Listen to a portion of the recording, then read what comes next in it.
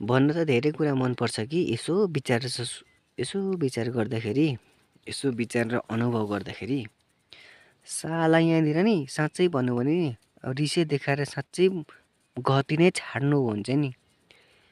भन्नु त धेरै कुरा मन लाग्छ, तर होइन अब त्यस्तो गति पनि छाड्नु मलाई आउँदैन।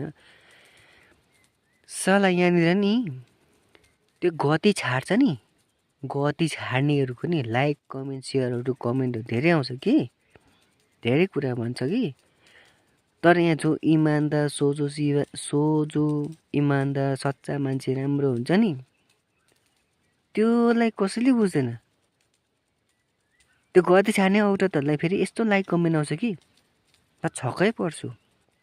तर हामी एउटा सच्चा मनले सच्चा बोल्यो भने नि, एउटा साँच्चै भन्नु राम्रो कुरा गर्दाखेरि नि कसैले बुझ्दैन है।